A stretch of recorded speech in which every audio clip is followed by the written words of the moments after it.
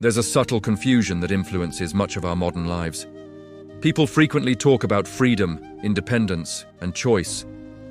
We have more options available to us than at almost any other time in history. More ways to work, live, think, and define who we are.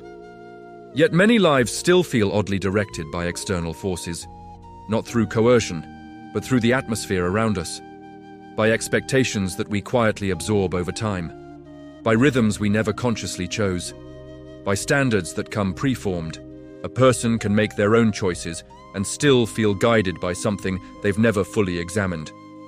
This leads to a specific kind of exhaustion, not always physical, not even emotional in the obvious way. More like the fatigue of living in response to structures we inherited without realizing it. Reacting rather than directing. Adapting rather than shaping. The challenge is that external movement can easily mimic inner direction. A life can seem intentional from the outside, while feeling fragmented, rushed, or slightly off balance internally. Because self-direction isn't just about the ability to choose. It's about understanding what truly influences the chooser. The deeper issue isn't a lack of intelligence or ambition. It's that our modern environments make it increasingly hard to see self-direction clearly. Most systems are built around being responsive, to stay informed, available, adaptable, and productive. Our attention is constantly drawn to external signals, notifications, expectations, cultural moods, social comparisons, and economic pressures. Over time, this leads to a life organized around reaction. Even thoughtful individuals start to align themselves with what seems urgent, visible, or rewarded. Not because they lack depth, but because the environment rarely allows for sustained internal focus. The inner world becomes cluttered with influences that were never consciously chosen. The influences we encounter often come in gradually, making them feel quite natural.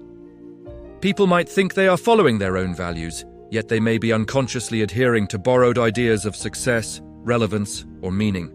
This leads to a subtle fragmentation of the self, where different aspects of life start to operate under various logics. One aspect may be driven by genuine interest, while another is motivated by obligation, another by the fear of being left out, and yet another simply by inertia. Without taking the time to reflect, these layers build up into a life that seems active, but lacks true integration. The modern experience is not just about being overstimulated.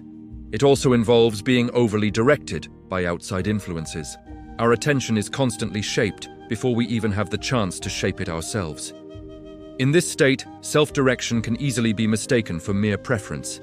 However, preference tends to be immediate and reactive, while self-direction unfolds more slowly. It demands the ability to differentiate between what we choose internally and what we have simply absorbed from our surroundings. This distinction is challenging because today's world often rewards speed, leaving little room to pause and consider whether our lives genuinely reflect our inner thoughts. As a result, many people keep moving forward without truly engaging with the direction they are heading. They are not lost in a dramatic way, but rather slightly disconnected from their own core. To gain a clearer understanding of a self-directed life, it's helpful to step away from the idea of control. Self-direction isn't about strict self-management or endless self-expression. It's more about internal authorship. It involves gradually shaping a life based on principles that have been thoughtfully examined, rather than simply reacting to external pressures. This approach is built on 3 quiet foundations. The first is internal orientation. Most individuals are conditioned to look outward for guidance, focusing on achievement, approval, momentum, or visibility.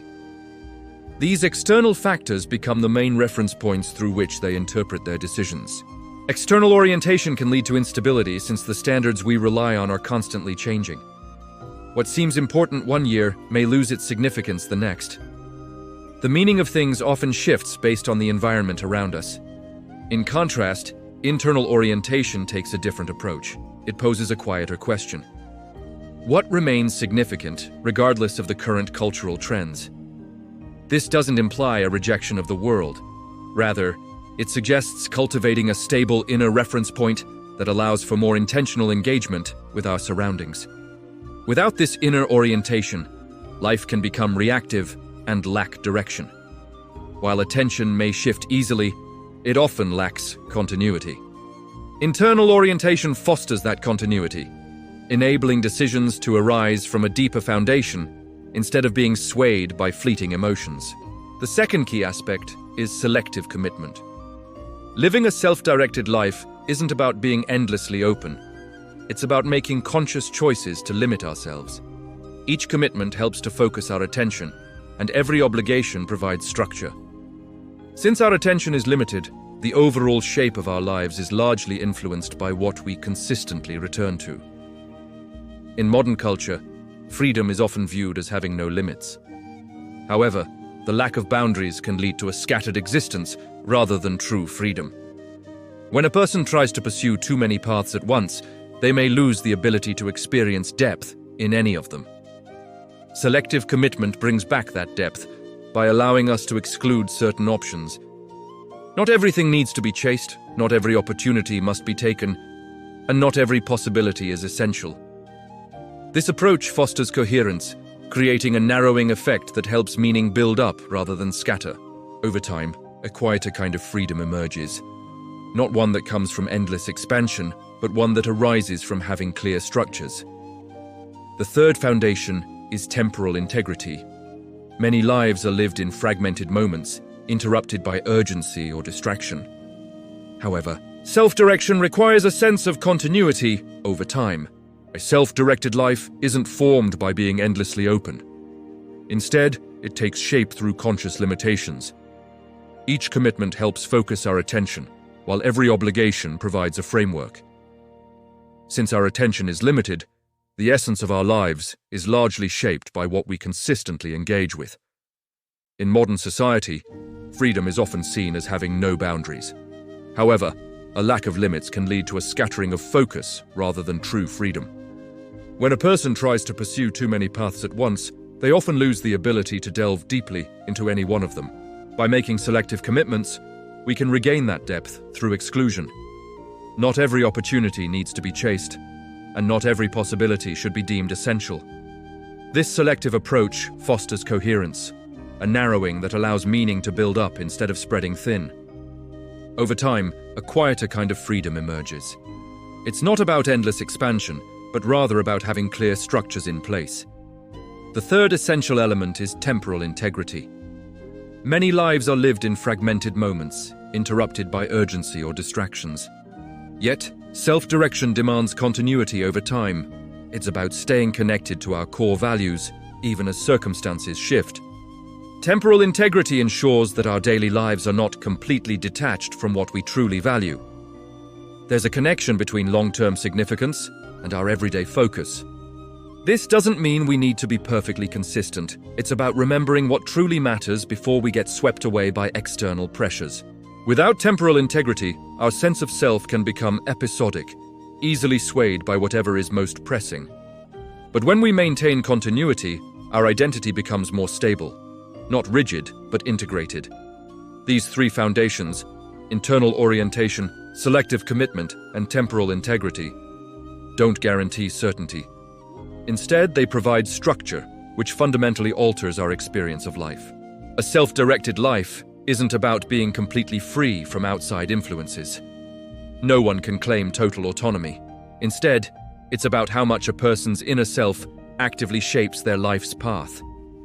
This active participation brings a unique sense of calm, a calm that comes from not being entirely swept away by external forces.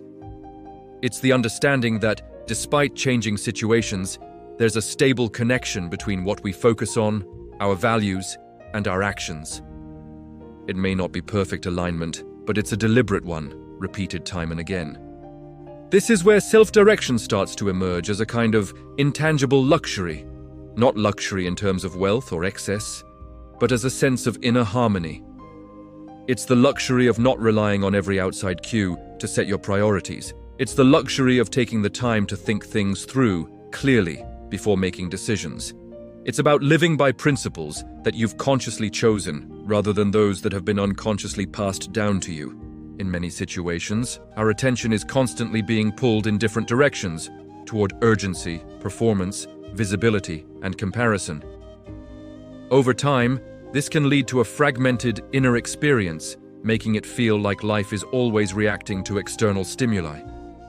A self-directed life breaks this cycle, fostering a quieter relationship with our attention.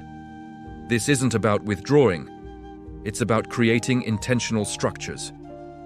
There's also a luxury in knowing your limits, understanding what truly deserves your focus and what doesn't. It's okay to leave some ambitions aside if they don't align with the core of who you are. While this kind of restraint isn't often celebrated in public, it creates a sense of spaciousness within. The mind becomes less cluttered with conflicting identities and unresolved paths. With that spaciousness comes clarity, not the clarity of certainty, but the clarity that comes from feeling that your life is unfolding in a way that feels true to you. This kind of clarity is becoming increasingly rare. Modern systems tend to prioritize speed over alignment, visibility over coherence, and expansion over depth. However, depth is essential, and it requires a certain structure. This structure comes from both conscious choices and the refusal to be swayed by every external influence. In this context, true luxury isn't about having access to everything. It's about maintaining an internal focus amidst a sea of external distractions. As time goes on, a subtle shift occurs. Life starts to feel less like a series of reactions.